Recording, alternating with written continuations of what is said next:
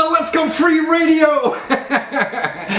We got a heck of a show today, and I got like 6 people. I'm going to show you how they made incredible amounts of money doing nothing almost on the internet. Now listen, we're going to cover, like there's a guy who got $32,000 for a book idea. Now he took it to all the major publishers. They all turned him down. He went to the web and got $32,000. We'll show you how he did that. Okay, now if you have student debt problems, so many people do, or so many people know somebody has to. Now listen, people are ripping people off with trying to solve your student debt problems. I'll show you how you don't have to do that. They're charging like $1,600 and doing the same thing that you can get for free, so don't get ripped off. Stay tuned, I'll show you how to do that.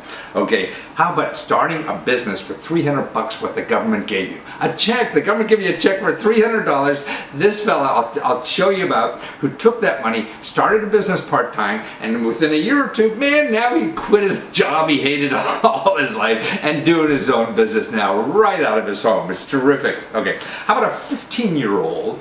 Okay, this 15-year-old got $8,000 from internet, for a telephone app. Those little apps you put on your phone like that? Man, that's a bigger business now than even publishing. So don't write books, write an app, and I'll show you all about that. Okay, how about this guy that we're going to talk to, you'll see, who makes fun of his wife. He sits in his basement writing cartoons making fun of his wife.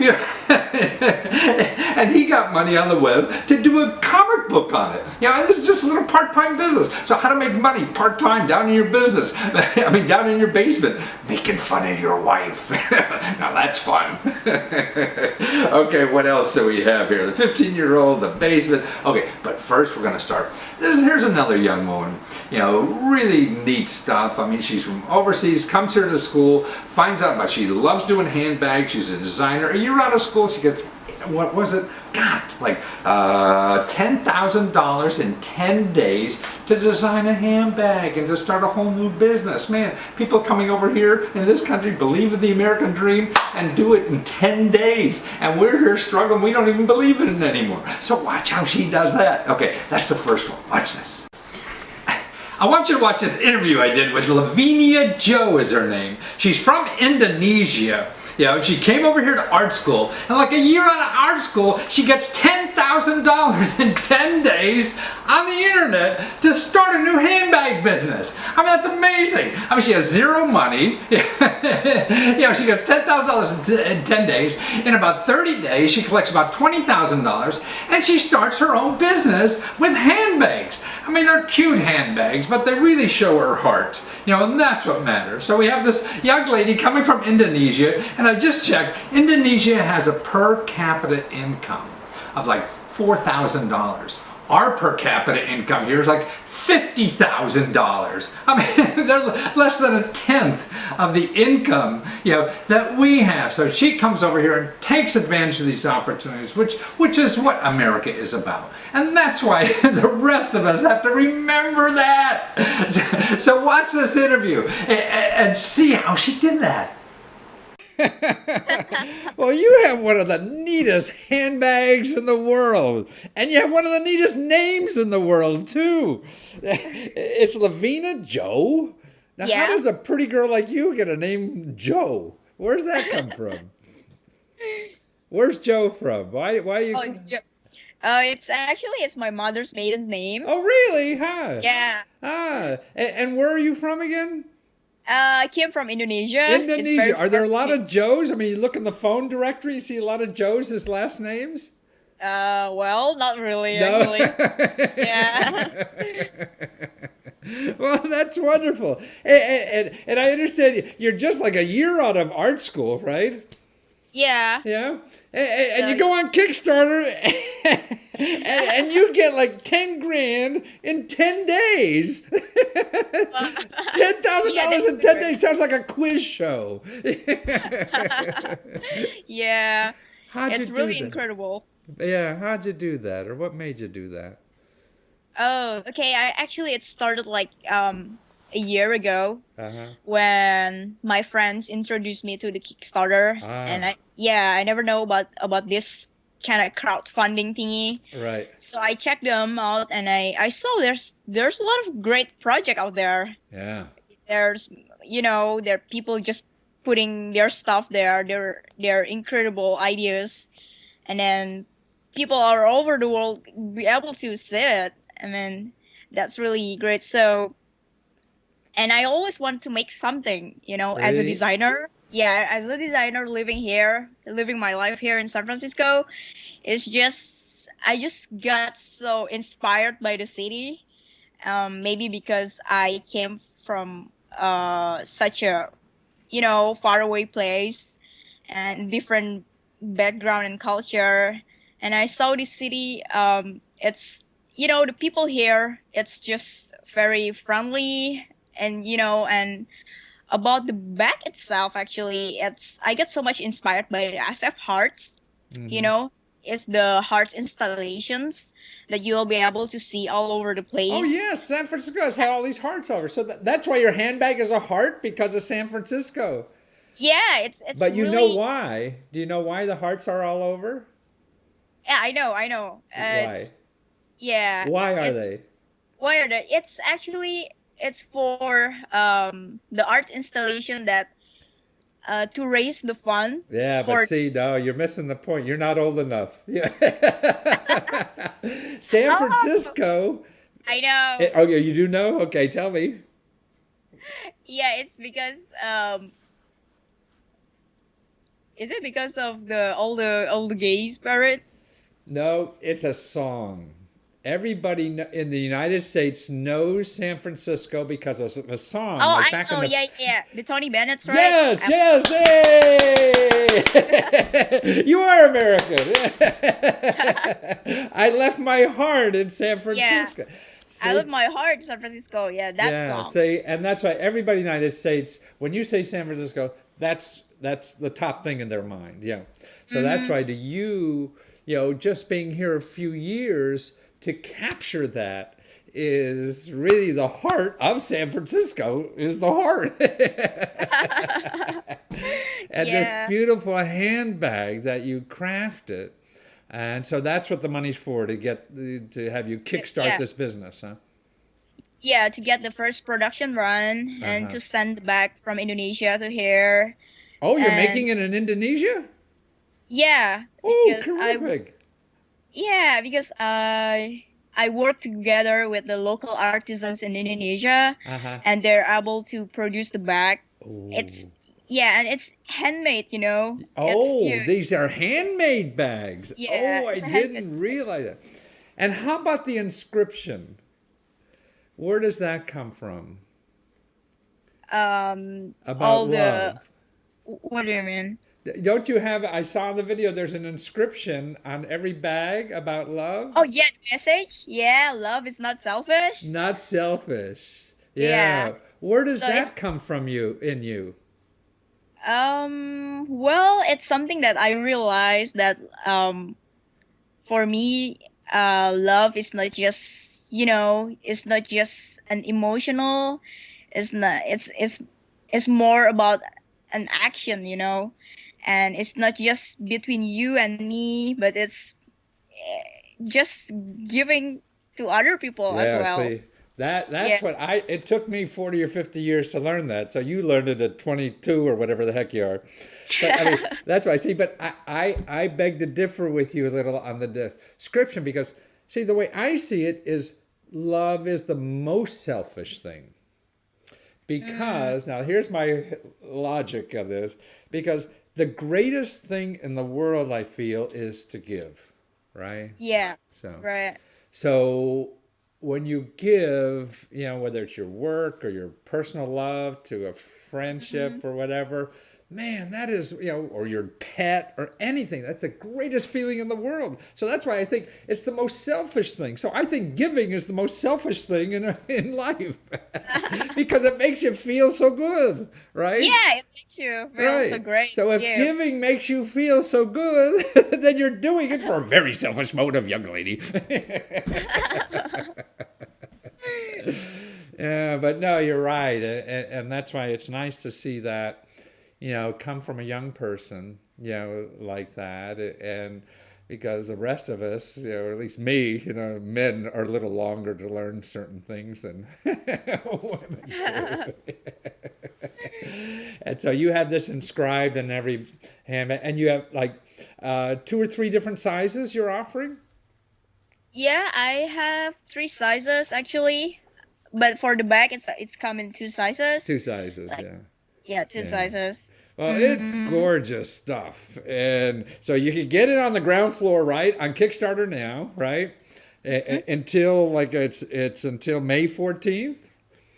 Yes, Right. we still have 20 days to go. I Right. So mean, you're going to be yeah. hauling in the money. And then the website after this is theheartmatters.com, right? Mm-hmm. So if the Kickstarter's over, you can always find you on theheartmatters.com and get more of this Correct. lovely stuff that you're offering to us in America that's come Yeah. straight from the heart, right? Yeah, of Yeah. course. Well, you're a kind person, and thank you for helping us in the States here realize that we have hearts too. Yeah. Yeah, thank you so much. Thank you. Bye, Matthew. Bye.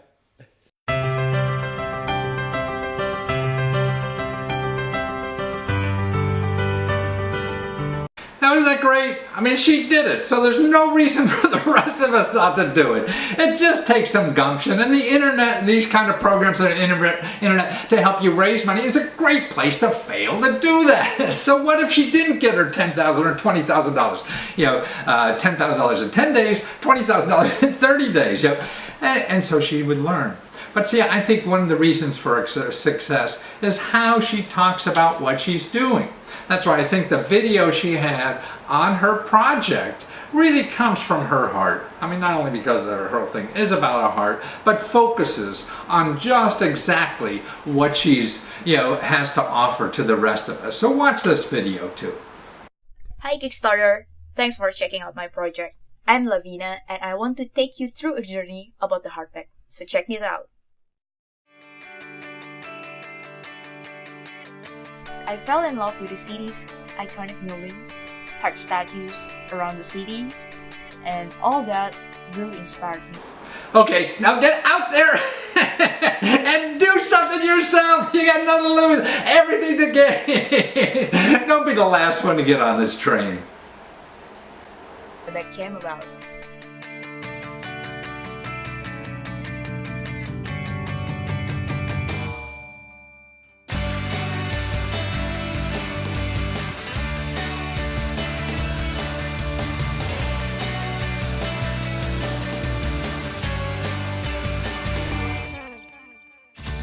Begin by sketching the design first and then do some research about the materials and selecting the color for the leather, looking for the geometry for the heart itself. And then after that, I create the prototypes and the patterns. After several trials and error, I came up with the final one. There's 2 sizes. Archery is the big one. The Archery Mini is smaller one. Red is our signature color. The bag itself is made of soft and supple, genuine leather, and high quality hardware and accessories. And it can be worn as a shoulder, crossbody, or even a clutch. Love is not selfish. It's stamped inside the bag as a reminder. If you carry the Handbag, then you'll stand out from the crowd. You're actually spreading love and making a difference in the city without you even realizing it. So Kickstarter, if you back this project, you'll have the advantage of getting the bag at pre-sale price, enjoying the quality knowing that it is handcrafted by skilled Indonesian artisans. The message is real simple. What I'm trying to say is that love is not self-seeking. It's not only about me, and me. It's more about giving an action and not just an emotion. Imagine the city full of these bags and you're actually spreading love throughout the city. Love you carry with you is the Handbag.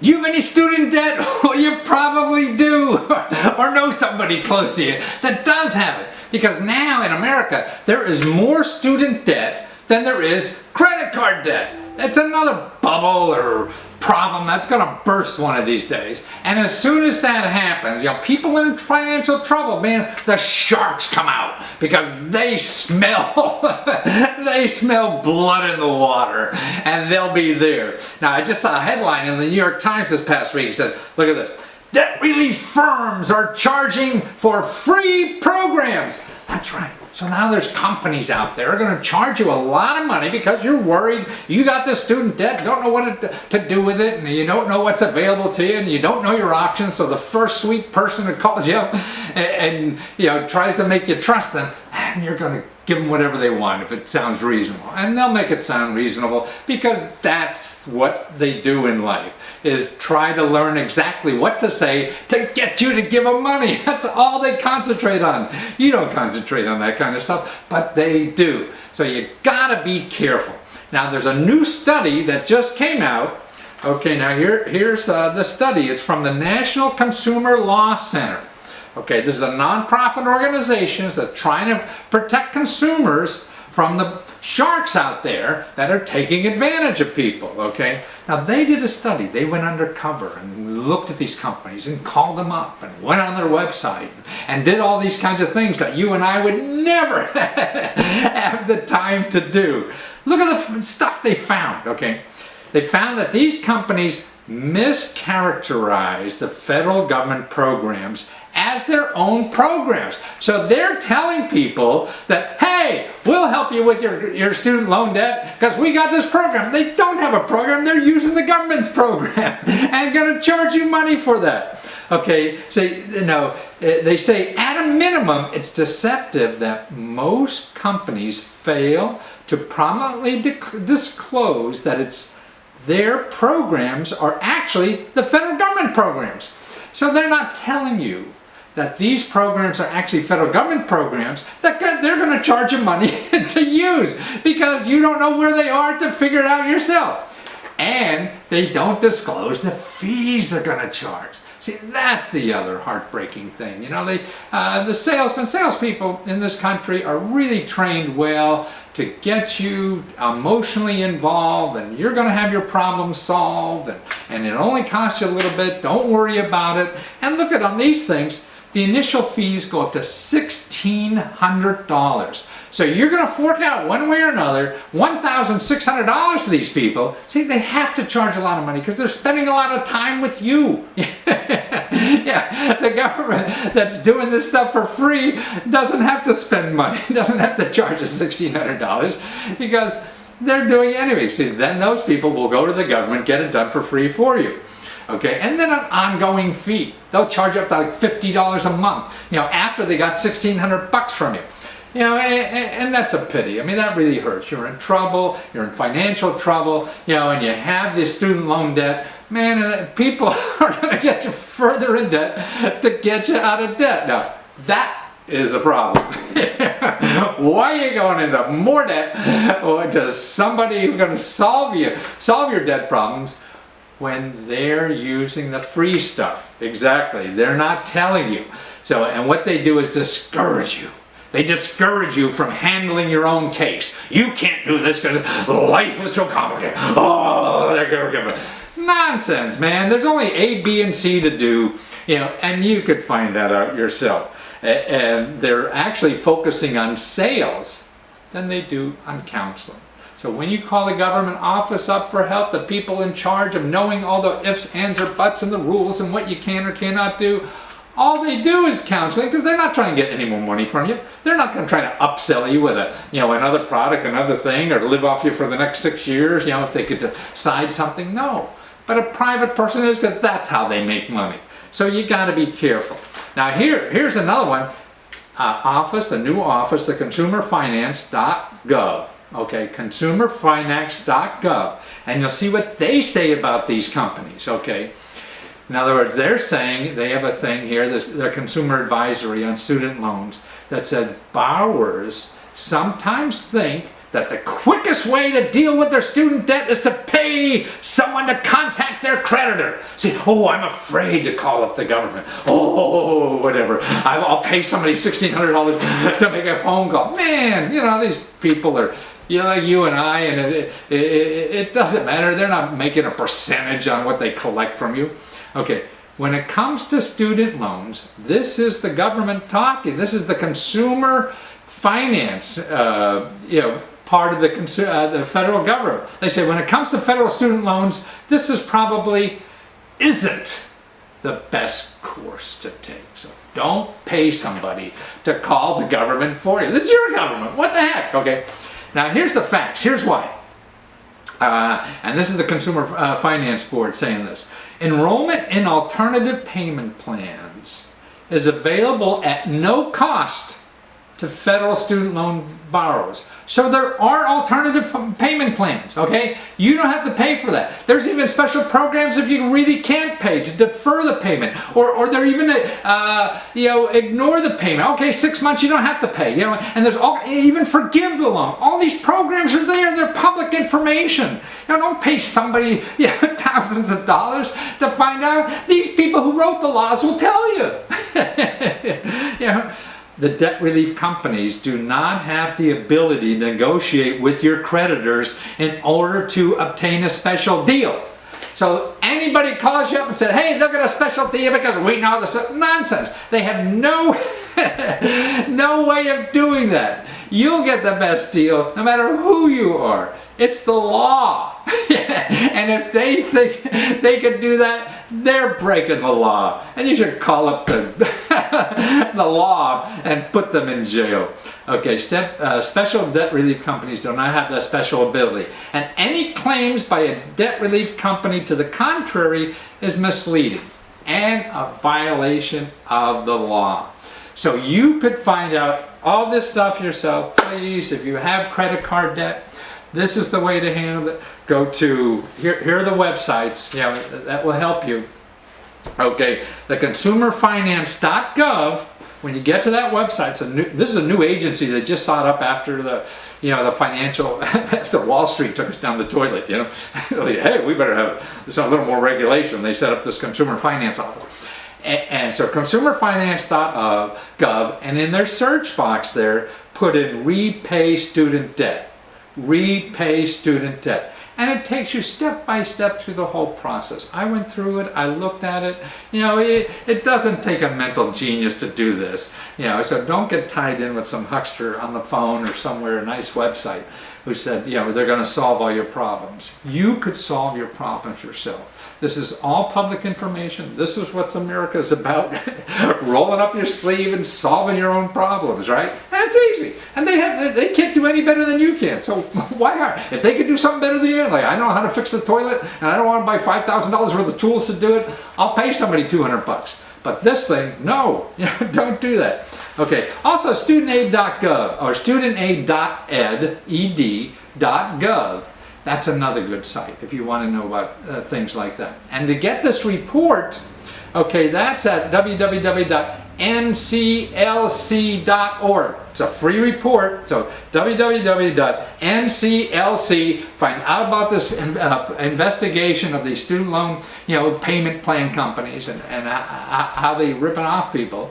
And that's all public information. That's why I'm dealing with the government, it's public information. And any of these, organizations, like the consumerfinance.gov or the Department of Education, if they mess you over, call your congressman, call your elected official. They have a separate backdoor line, that you've probably seen the video on how to use your congressman. That's what they want to do, because if they help you solve that problem, man, you'll vote for that sucker no matter what he does. That's how they stay elected. So solve your problems yourself. You can. It's easy. And your ace in the hole is not somebody's going to charge you $1,600. It's your elected official. They're already charging you a lot of money. So use them and know your options about student debt as soon as possible to get that burden off your back. That's the problem. Our worries in life are the fear of the unknown. So you know the known, you get a repayment, you're able to get rid of some of the debt or whatever. You have all that stuff, and then you could go forward in life. And that's the only way to do it. So take advantage of it. Now I'd like you to meet Eddie DeAngelini. He's a sweet guy I did an interview with. and he always thought of himself as a cartoonist. He's got a full-time job as an IT guy, you know, and he doodles around making cartoons, and he makes a lot of fun of his wife, making cartoons of his wife down in his basement. So he started a blog on this, making cartoons and making fun of his wife, really. And then he decided, hey, maybe I can make money out of it. And he went on the web and used a crowdfunding site, you know, and he got like $1,800, or actually it was $2,500. That's what he was hoping to get, you know, to do like a comic book that you want to have published. So we got $2,500 to do a comic book down in his basement, you know, that makes fun of his wife while he keeps his regular job. See, there's always one way or another way, or even a third way to do things in life. You know, and even if you can't throw away your whole life's work or whatever to start something that you think is good, you can do it part-time. And you can still find money to do it. So watch how Eddie did it, you know, so you can do this too. Well, Eddie D'Angelini, you got a great comic strip, Eddie. Collectors. And you were just told me, you know, a few minutes ago that you never did a comic book before, and you go on, you know, Kickstarter, and you raised a couple grand just like that. How the hell did you do that? Yeah. Well, like you said, I haven't been, this is my first project as far as doing like a comic strip type thing, and I've been doing it for a year. So when I started the Kickstarter a few weeks back, I kind of had a fan base built up already. Okay. So that really helps a lot. So yeah, that's yeah, but you're past everything. You passed your goal. You still have more time, you know, and so you know, you may even double this thing before the days go out. Particularly if I could get this up on the air soon enough. Yeah, that would be great. I really did not expect this. I'm really floored. Yeah. I started the Kickstarter campaign just, you know, crossing my fingers, hoping that, well, I hope I can do it. And I purposely set my goal low, and I blew through it in less than a week. So really? So you made your $1,800 in less than a week? Yeah. Wow. Yeah, I was really shocked. Uh-huh. Really And shocked. so now you're still in the game because you got 8 more days as of today, and so you throw on extras. Is this how to keep the people happy, or and raise some more funds? Yes, I raised the goal. It's called the stretch goal. I mean, I already have my money for reaching my original goal, but you can do a stretch goal, which says, hey, if I reach this, I'll add. In my case, I'll add more pages to this book. I see. You know, as an incentive.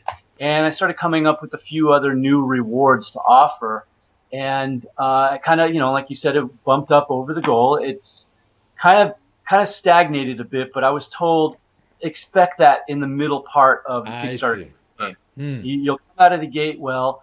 Towards the middle, you'll kind of flatline a little bit, and then towards the end, it'll start picking up again. So, starting tomorrow, I'm going to get, you know, moving on really promoting it, the Kickstarter. Well, you only got a week left, right? So you got to bang on those doors. Now, what is exactly. I mean, how did you feel about, you know, just making your goal, you know, what the heck is in the first week or whatever like that? I mean, you must have been floating on air there for a while. I was. I was definitely in a good mood that weekend where I topped my goal. Yeah. And like I said, I was completely stunned. I had no idea that I would do it so quickly. You know, there's a lot of people that came out, and, you know, fans that I know from, you know, doing the site or doing the comic strip, and also people I've never even heard of, who just came out and just started pledging. And I was really, really happy. I was just completely stunned. I mean, I think the nicest reward in life is being congratulated for your work, you know, and that's what, to me, capitalism does. It really quantifies if they like it or not. And that's what's so great. So what are they, now, do you sell it now before this, or is this the first time you're really using it as a money thing, you know? This is the first time. I wasn't selling it. I really did it just the idea of I want to get my work out there, and it's like a weekly strip is what it is. And it's done in kind of like the Sunday Funny style, where it's a larger color strip and it's run up every Sunday morning. And I've just done it consistently for a year now, and I wasn't selling it. I was just doing it for the sheer enjoyment, building up a fan base for it. And then along the way, I did print up some T-shirts and sell some of those. And I started offering the original art of each of the strips raw and ink, I started offering those up onto my website, and some of those sold. So, making a little bit of money off of those was fantastic. Yes, but selling your art, right? Exactly. It's like I've done it, right? It's right. done. It's done. It's already up. What am I going to do with it? Your wife's going to throw away in another week, huh? Sure. Yeah. Use it as a placemat or something, I guess.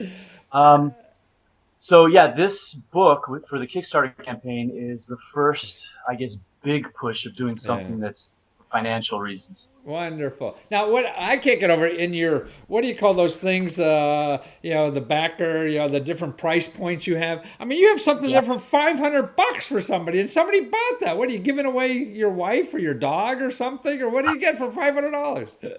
Oh, give away my wife. I wish I would have thought of that. I could have done that. What's even more surprising was that was one of the very first rewards that sold. No kidding. Within the first hour of me putting up my Kickstarter campaign. Wow. I was really shocked. And the reward was, it escalates. Like the lower ones, you get a signed copy of the book once it's printed. And then as you go up, you get more. You get a signed copy of the book plus a t-shirt. Next, higher up you go, you get the book, a t-shirt, and original art. And the steak knives. And the $500 one was everything plus you get made into a comic book character. Oh. You get made a comic strip character for future strips. So you would become an actual character in the strip. And what's funny is I would have just assumed that somebody I know would have gotten that one because they want to be in the strip, but it ended up being a random Facebook fan that I've never met. I've never met before, know nothing about them. I have to turn them into a character. So. Oh, well, that'll be fun. You'll learn a whole new person or whatever and do that.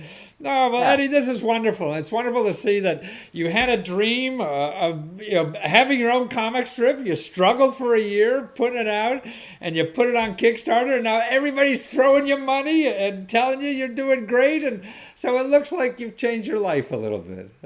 A little bit, yeah. I mean, I can see things obviously turning into a way where I can actually do something with this, and it's gotten me to think that, well, once I've done this, what's my next big goal? Absolutely. Once I start working on that, what's the other goal that I'm going to plan for after that? So, well, that's wonderful. And you're inspiring to help other people do what they want to do in life too. Definitely. And I mean, as far as crowdfunding goes, I can't recommend Kickstarter enough. I mean, there's certain ways, obviously, to get your Kickstarter campaign the best it can be to be successful. But if you've got some kind of viable product or service or something of creative nature, this is just a great way to go. So what if you fail too? You learn something. Sure. And I do see a lot of Kickstarter campaigns that don't do well. Yeah. And look at it closely, you see why. They're just being very vague. But like some of the ones, like say mine did well, some of the ones that ask for, like I saw, other ones that ask for maybe 10,000 and they end up raising 100,000. Yeah, I mean, crazy stuff. And it's very evident why they're very precise about what they're offering, and they even have shown the work that they've done so far to prove to people this isn't just something I want to do. This is something I'm already doing. So the passion, I think that's it. What you have, you're showing us your passion and what you're spending your whole life doing, and people appreciate that. It's better than going to the mall and getting all this other crap that everybody else has made by some machine. Yeah. And that's what you're doing. Well, thank you for being there.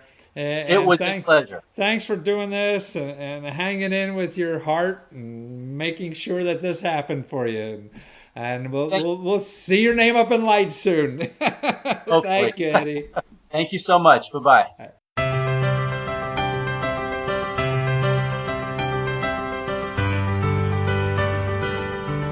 See how Eddie did it? You could do this. Yeah, I mean, find something that's in your heart you always wanted to do, and find a way to do it. And there's ways now, on the web and with crowdfunding, or even if it's not that, if it's just putting leaflets in people's doors because you want to do something, there's always a cheap and free way to do something and create a business and find out about it. Because now Eddie's little business could grow into a big business, while he keeps his job and feeding his family. So there's always another way to do something. and that's what we have to do in life, is really keep an eye on something we really want to do, even if we can't do it full time now. It still gives you hope, you know, and it makes life so much more interesting. So that's it. You got to go out and keep having fun in life, because the alternative is miserable. Now here's a story I think we all could learn from. Now, excuse me because the audio is a little funky, but you'll get the picture, and it's not a long story. I mean, it really shows, I think, a good option for a lot of people to become independent, do what they want to do in life, and be able to do it with little or no money. I mean, this is a young fellow who was trying to be a screenwriter. He went to college for it and really couldn't make it, and looking for something to do, and he got a job that was sort of mediocre, but you know, it was good enough to survive.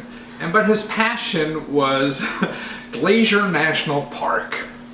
Now he explains in this video how he took a $300 check that the government gave him. It was a stimulus check. I don't know if you remember that. George Bush sent everybody $300 one year. Well, he took that check a few years ago and started a business. That's all he needed.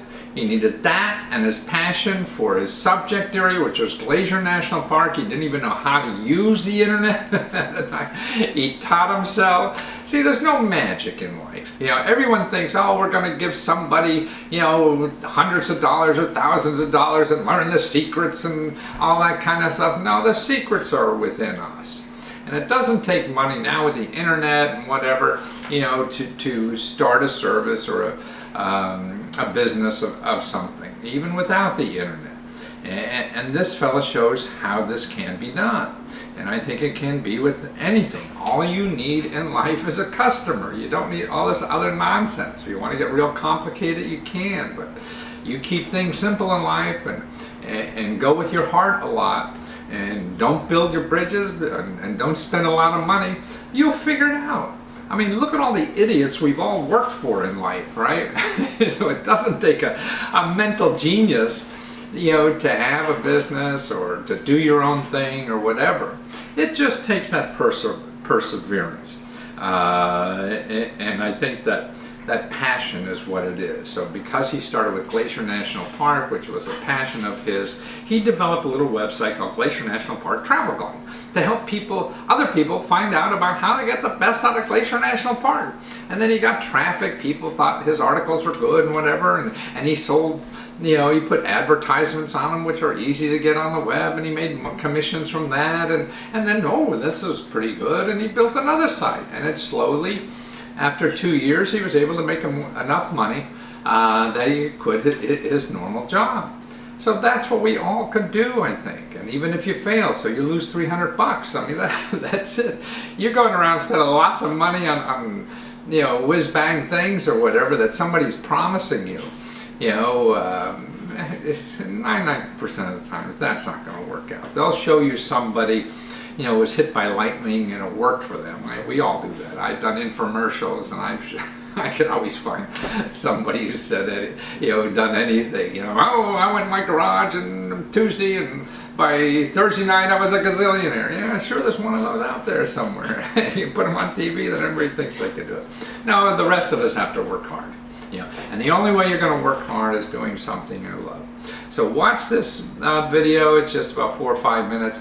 And you'll see this young fella, how he took his idea, and within 2 years, basically no money, was able to switch from the job that was mediocre to one now that fulfills him, his time, and I just read on his website there's a new baby and a wife, and so he's doing what he wants to do in life. And that's the key. So watch this. And your name? I'm Perry Rosenblum. Hi, Barry. Where are you located? I'm not sure where you are. What was that? I'm sorry? Where are you located? I live in Louisville, Colorado. Oh, you're in Colorado. Oh, terrific. Yeah. Well, that's Not a pretty hip Boulder state and Denver. nowadays. I'm sorry, I lost that. Was it? I said that's a hip Smack state. between Boulder and Denver. I'm sorry, what was that again? I'm right between Boulder and Denver. Ah, In okay. Colorado. Now, I understand that you used government money to start your business. And what kind of money was it? I took George Bush's stimulus check of $300 back in, was that 07, 06? Yeah. Oh wait, Wow. somewhere around then, whenever the stimulus check came out. And I used that to buy 1 year's worth of web hosting. And I started my own business on Glacier National Park, writing web content on Glacier. I built a website on Glacier National Park, and it's still up right now. And I make money from advertising and affiliate marketing. Wow. So when somebody comes to my site, they click on a link to rei.com, for instance. They are then taken to REI, and if they purchase something within a set amount of days, I receive a commission from that. Wow. So you just took a $300 check that George Bush said, dude, good for George. And you're able to bootstrap an entire business now.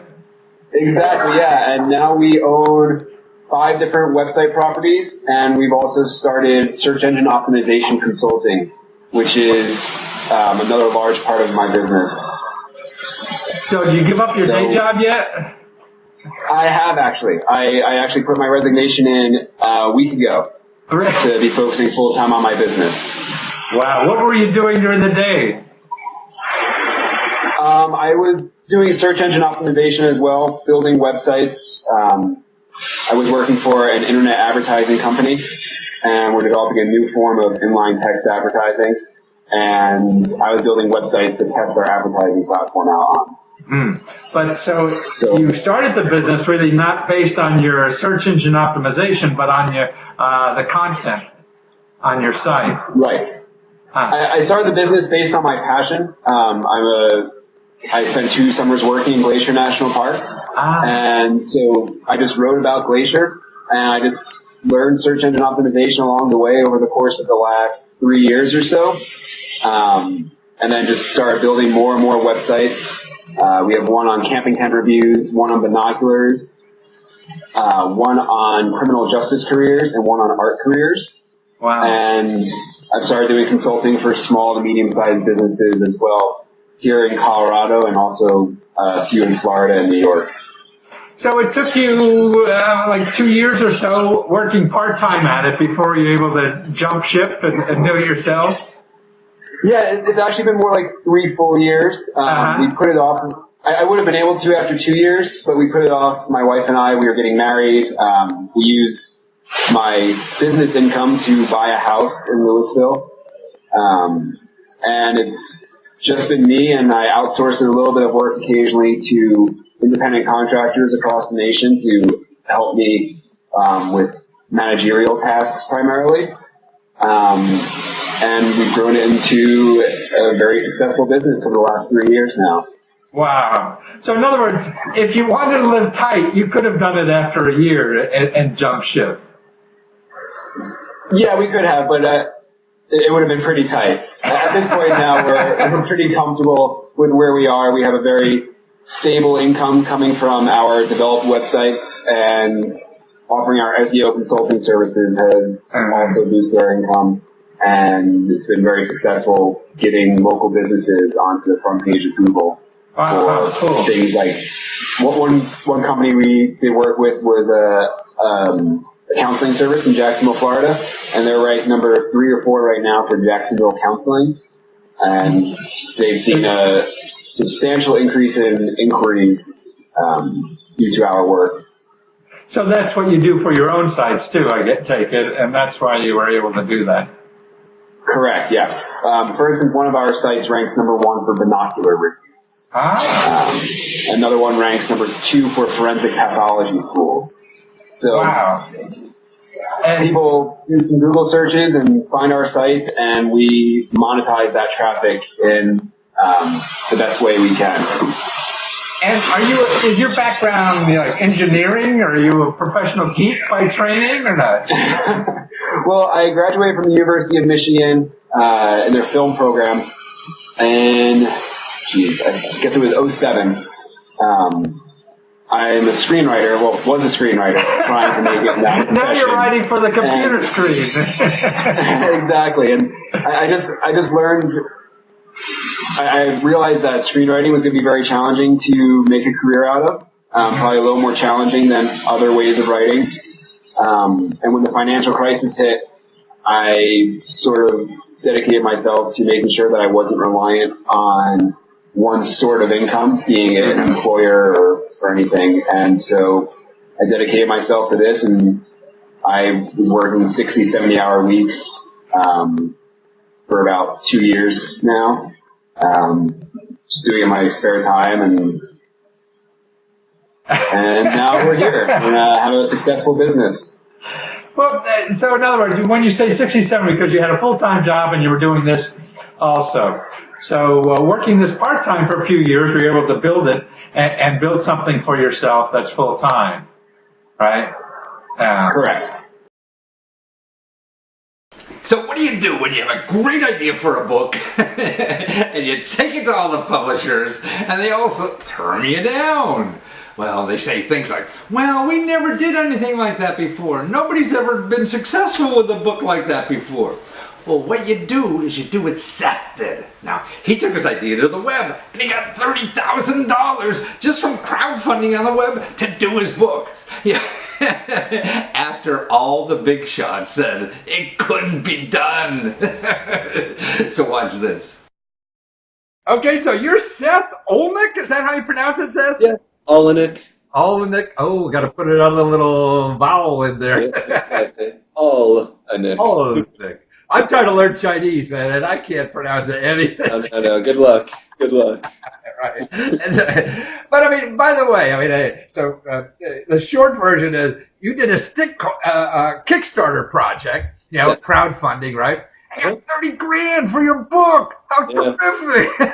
Wow. It's shocking still. It's been a week, and I'm still trying to absorb it all. Wow! Well, I mean, I see it's a great book. I mean, it's all about comics, right? So you're a photographer, and you're really documenting the last 10 years of comedy in America. Pretty much. So, I set out to just shoot some of the comedians that I really loved, and then it kind of ballooned over the last 6 years into this, 200 plus comedians, and wow, 200! Oh yeah. 220 currently, but with another probably 15 or so to go. More than anyone would have expected. Wow.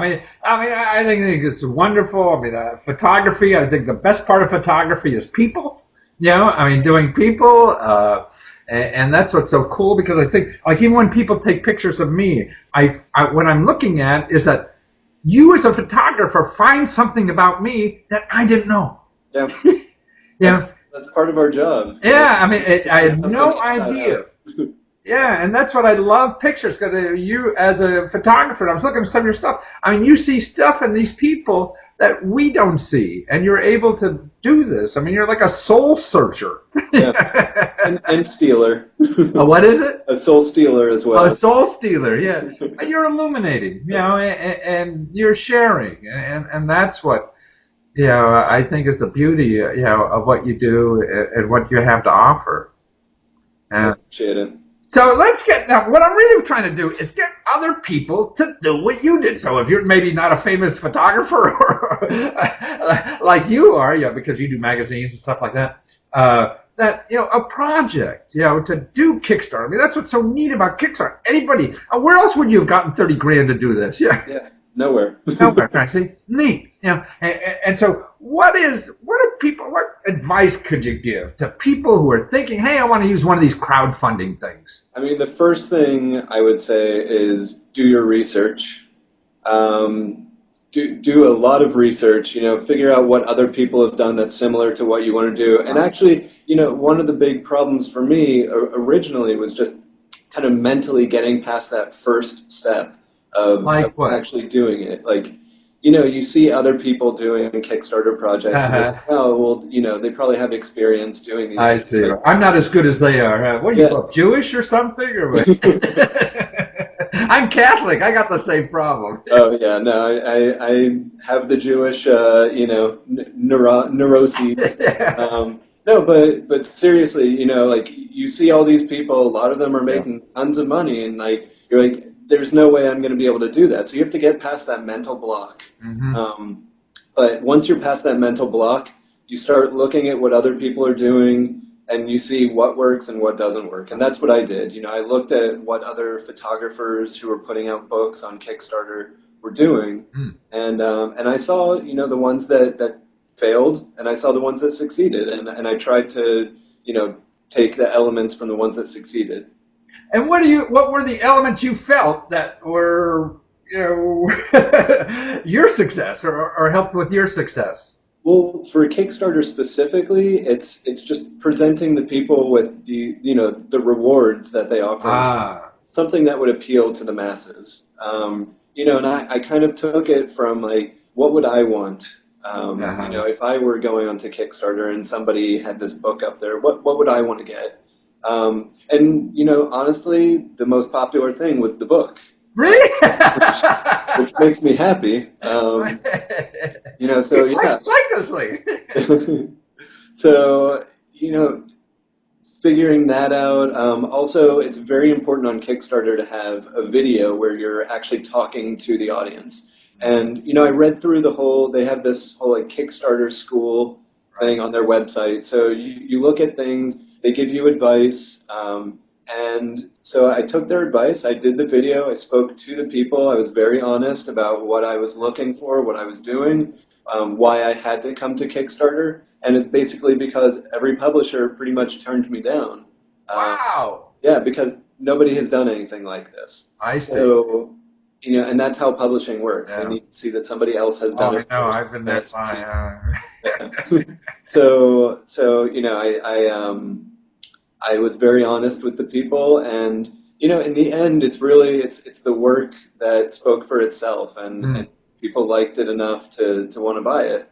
And, you know, I can't be thankful enough for a site like Kickstarter, and there are others as well that offer crowdfunding. Now, how about the marketing aspect? Did you feel insecure about that in the beginning, or? No, you know, one thing that I actually do feel comfortable with is pushing myself out to the masses. Oh, right. You know, I'm very much a go out and talk to people kind of guy, make connections, and because I've been working on this for 6 years. You know, I've met a lot of people over that time, not just the comedians that I've been photographing, but people who run blogs. I see. People just in the world, in the comedy world, but more, you know, tangentially. And so, you know, I went to a lot of them and said, hey, you know, I'm launching my Kickstarter. Can you write about it on your blog? And, you know, a lot of people have a PR person that they pay thousands of dollars to. I didn't have the money to put towards a PR person, so I basically acted as a one-man PR machine. So you went out and plugged the sucker to other blogs that help you get more, You have to be shameless. Yeah. Shameless. If you don't ask, you don't get anything in this country, do you? No. And, you know, some of the bigger sites, you know, I would go to, you know, honestly, I would write to them as if I was my PR person. I see. Hey, Seth has a great idea here. You may be interested. And sometimes it worked. Yeah, well, who the heck knows what works? Nobody knows. Exactly. I mean, it's very much like trial and error. Just you have to be willing to go to as many sources as you can, and you have to have this stuff planned in advance. I see. I would not launch a Kickstarter without knowing what the plan is to actually get the word out. So in other words, you have to have not only your product planned out, but your marketing strategy to use Kickstarter once it's there. Because the clock ticks and... Yeah. I mean, 30 days goes by in a flash. Really? That's what it is, 30 days only? Well, you get to choose. And you know, I think you can do as few days as you want or as many, but they say 30 days is generally... Because it's not so long that people see it and then they're like, oh, I'll do it later. 30 days, and then they forget about it. But it's also not so short that I wouldn't have time to go out and let enough people know. So it sounds like the biggest thing that you're really advising, you know, other people want to do this is really homework, right? Oh, absolutely. You know, and I'll be honest again, you know, I'm not the best at researching things ahead of time. You know, probably the only thing that I researched as much as this would be before I bought my flat screen TV. Wow. Well, that's saying something. Yeah. That means your thesis was a lot less than.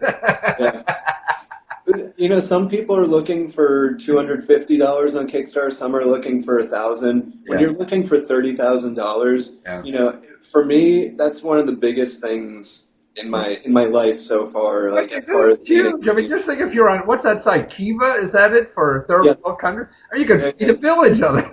Yeah, absolutely. Like Kiva, and then Indiegogo. Right, all these things. No, Yeah. I just think so. So it was your first effort, right? And Yeah. you had no experience doing this thing. None. And you were embarrassed to ask for help, kind of person. Well, not really. I did know somebody who had just finished their something. They were doing a documentary, and they just finished a successful Kickstarter. I see. And so I did go to him, and I asked, what advice. I actually showed it to him before I even launched my. I see. Right. Well, I mean, I don't mean that kind of help in your community. I mean, Oh, the getting public, money, getting money. selfie, the begging, things your mother said not to do. Exactly. Yeah. Don't That's ask. what me. I can't get over. Sort of like in our country, at least for me, all the things that make me more or less popular when I was a lot on TV were things my parents told me never to do in public. Well, things change over the years. And, they say don't talk about politics or religion at the dinner table. Right. What's the most talked you're about not thing at the dinner table? Well, Seth, you're a joy, and the book looks terrific. I love comics, and I'm sure this whole country does. And I'm sure now some publisher, when you become successful, they're going to be saying, God damn, I knew I should have done that. Exactly. So he learned from Seth. See how he went and he did all his research. He looked at other projects on the web to see what worked and what didn't work. Try to learn from them. So that's what it is. But he didn't need a PR person. So many people, to get written up on the web, I have to hire some big publicist at thousands of dollars. No, he did it himself. And you could do that too. He even said, how he went to these other websites pretending he was a PR person. Oh, you should, look at this guy Seth and what he's doing. So it's fun, and that's what life is. Taking things that you even don't think you could do. I mean, this is this insecurity, how we talked about it, I can't do that. I'm not as good as that. And we all have that feeling, but you just go out and do it. I mean, look at all those idiots that do things in life. You could do it too.